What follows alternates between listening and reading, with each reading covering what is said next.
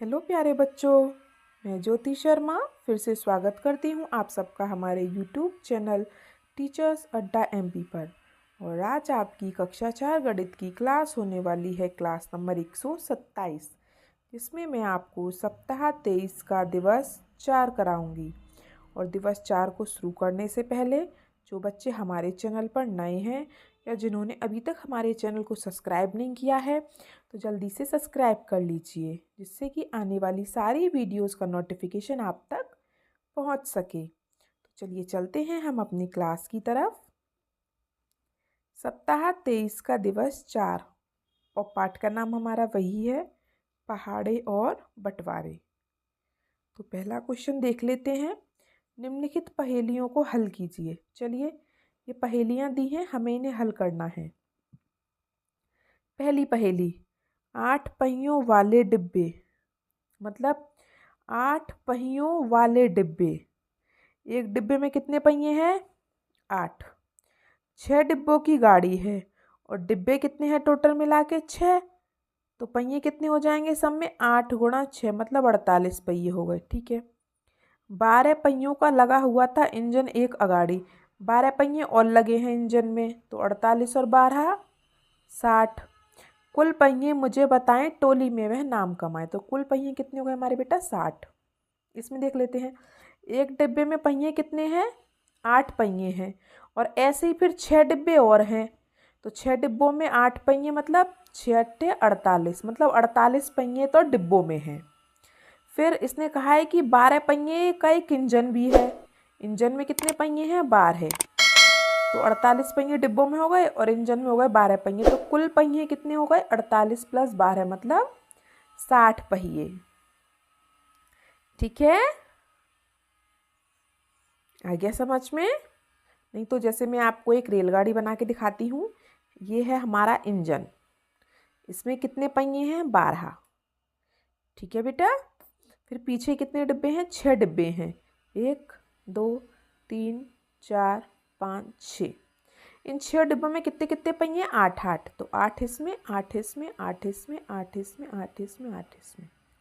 तो इन सब में 8 8 पहिए हैं, तो 8 और 8 16, 16 और 8 24, 24 और 8 32, 32 और 8 40, 40 और 8 48, 48 और 12 60। आप ऐसे भी जोड़ सकते हैं आप चाहे तो, है ना, रेल बना के। चलिए दूसरा क्वेश्चन देख लें। ये तो सबको आ गया होगा समझ में। चलिए तो दूसरा क्वेश्चन देख लेते हैं। मीना के कुछ साथी हैं, कुछ लड़के और एक हाथी है। कुछ तो लड़के हैं, पता नहीं कितने लड़के हैं, लेकिन प्लस एक हाथी भी है, एक हाथी भी है। 22 पैर 10 सिर। 22 कितने हैं बेटा? पैर हैं सबके।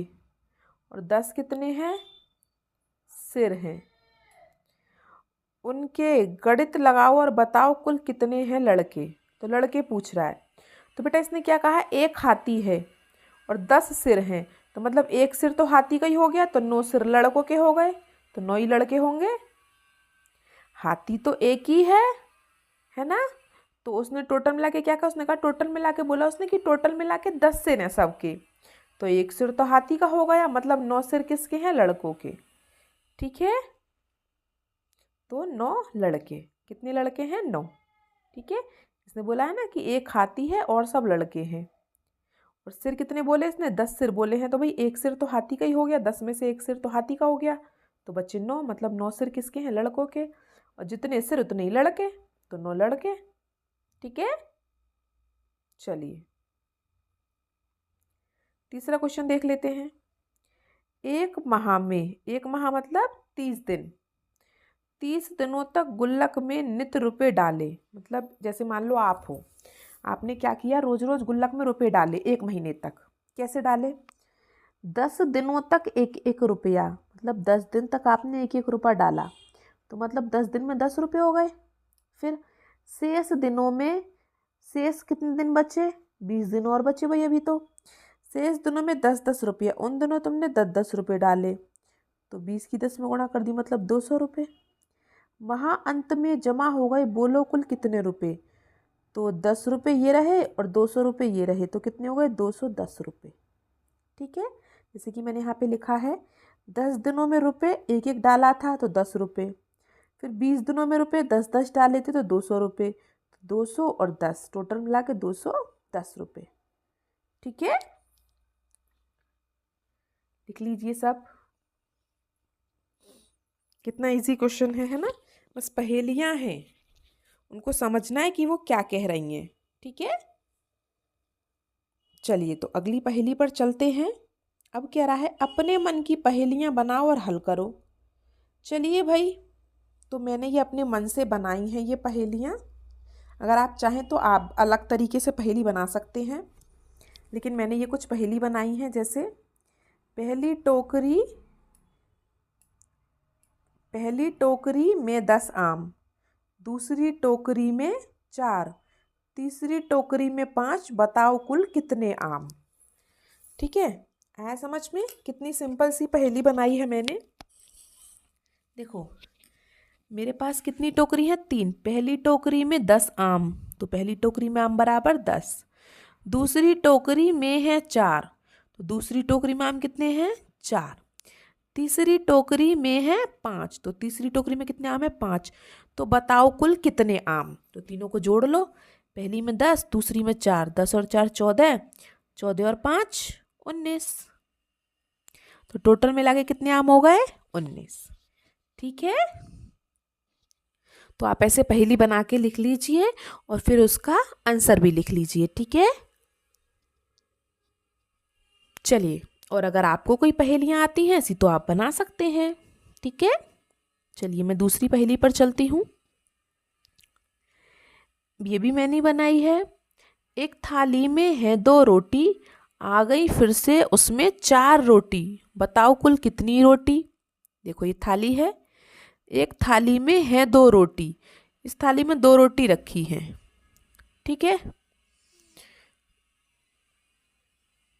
इस थाली में 2 रोटी रखी हैं, लेकिन फिर से आ गई उसमें 4 रोटी, उसमें भाई 4 रोटी और आ गई, तो बताओ कुल कितनी रोटी। तो टोटल मिला के रोटी कितनी हो गई, पहले 2 रोटी थी, फिर से रोटी आ गई 4, तो 2 और 4 6 रोटी। ठीक है, तो ये भी एक पहेली है हमारी। ठीक है, तो चलिए 2 पहेली हो गई। अभी एक और पहेली बाकी है इसमें जो हमें ही लिखनी है। अगर आपको भी ऐसी कुछ पहेलियाँ आती हैं तो आप वो पहेली लिखिए और उसका आंसर लिखिए। ठीक है, चलिए मैं तीसरी पहेली पर चलती हूँ। भालू के 2 आगे आलू और भालू के 2 पीछे आलू, बताओ कितने आलू। समझ में आया किसी को? देखो भालू, ये मान लो ये भालू है, ये भालू है, मैंने भालू बना दिया ऐसे ही। ठीक है, भालू सा लग तो नहीं रहा पर ठीक है, बना देती हूँ एक भालू। ठीक है, इसकी पूंछ बना दी भालू।